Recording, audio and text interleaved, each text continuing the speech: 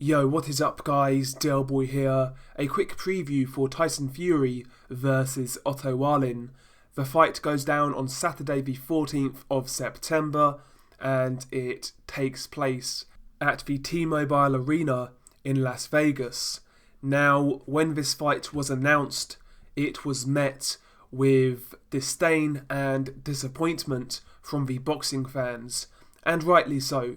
Tyson Fury, obviously, is an overwhelming favourite going into this fight, and he's obviously coming off the back over that win over Tom Schwarz, and again, that was another low-level opponent, so people are disappointed that Fury is fighting another one of these type of guys, and I am as well, if I'm being honest. I expected better from Tyson Fury. I expected a much stronger opponent. I wasn't happy with Tom Schwarz, obviously, but at least with that, you could say, well, it's his first fight with ESPN, it's a showcase, fair enough, I'll accept it, but after that I would like a better opponent. Yet here we are stuck with Otto Wallin. So, like I said, Tyson Fury is an overwhelming favourite. He will win this fight, and basically it's a cherry pick. Now, what does Otto Wallin bring to the table? Well, he's unbeaten, he's 20-0 with 13 knockouts. He's 6'5.5", he's a southpaw, 78-inch reach, and he's been operating at a fairly low level. His best win to date is over Adrian Granat. That was back in April 2018. That was a big fight in Sweden, but other than that, he's really not got any notable names on the resume, apart from recognisable journeymen like Rafael Zambano Love and people like that. So ultimately, Otto Wallin really isn't proven. I have seen some of his footage. I actually watched his fight with Adrian Granat. He boxed okay in that fight. Fairly textbook out of that southpaw stance. Good jab, nice long left hand. But that's really it. He really is a textbook basic fighter. If I were to really estimate where he's at, I would say he's just below European level. Because obviously the last European champion was Ajit Kabayel. He's recently vacated that belt. Would I put Otto Wallin on the same level as Kabayel? No, I think Wallin is a couple of levels below someone like Kabayel. So that's the type of opponent Otto Wallin is. Like I said, technically he does the basics well, but that's really it. He's not dynamic, he's not quick, he doesn't really hit hard. He has nothing for Tyson Fury. He might be able to go a few rounds. He does look fairly durable. He took a few good shots from Adrian Granat. Granat can punch, so maybe his chin is okay because Wallin took those shots fairly well. I certainly believe he will go longer than Tom Schwarz. I think he's tougher than Tom Schwarz, and I actually think he's a better fighter. I think he's a couple of levels above Tom Schwarz. So, from that perspective, it is a step up from Schwarz, but that really wasn't hard, if we're being honest. I expect Tyson Fury to really dominate this fight. I don't envisage Otto Wallin really having much success with Tyson Fury. I really do believe he will struggle with the range, being the shorter guy with less reach. Tyson Fury, much quicker of foot as well, quicker hands. I just believe Tyson Fury will really do what he pleases with Otto Wallin. Tyson Fury will deliver his usual type of performance, showboating, flicking the jab out there, trying to land some quick combinations, get in, get out, and rinse and repeat, I just believe Tyson Fury has way too much for Otto Wallin, and he will style on him, basically. And it really is just down to how long Otto Wallin can last. I think he can go a few rounds, like I said. I certainly believe he will go longer than Tom Schwarz, but if I were to guess, I would say Otto Wallin gets stopped in the mid-rounds, maybe round 6, round 7, something like that. But we'll see. I certainly believe Otto Wallin has more of a fighter's spirit than Tom Schwarz. I mentioned Tom Schwarz's fighting spirit before he fought Fury, diving in fights and trying to get people disqualified. Otto Wallin doesn't do that. He is a real fighter, and he is taking this seriously. He seems confident. He seems like he's going in there with ambition, so that is good. Who knows? Maybe he can spring an upset. Maybe he can overperform. But from what I've seen, this guy is food for Tyson Fury. I can't sit here and lie to you and say otherwise.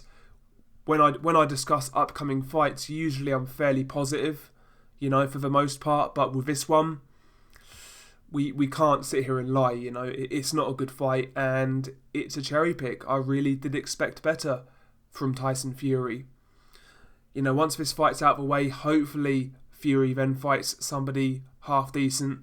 We want the Deontay Wilder fight. That's what we want.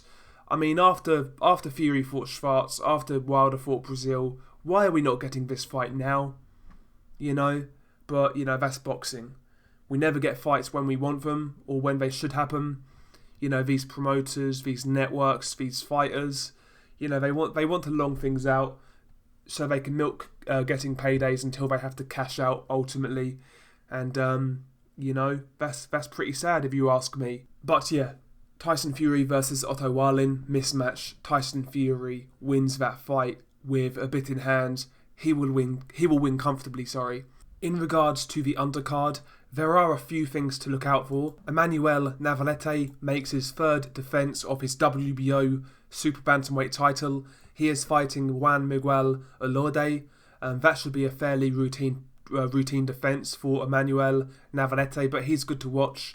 I think he's really developing into one of the better champions in boxing today. Navarrete is a problem at Super Bantamweight. I think he could be the best in that division. We will see. I fully expect him to win that fight comfortably.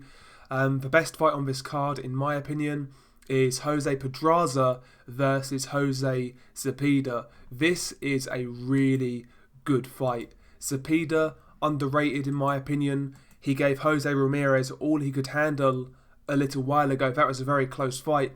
And as we know, Jose Pedraza, two-weight world champion, former super featherweight champion and lightweight champion. So that's a really good fight.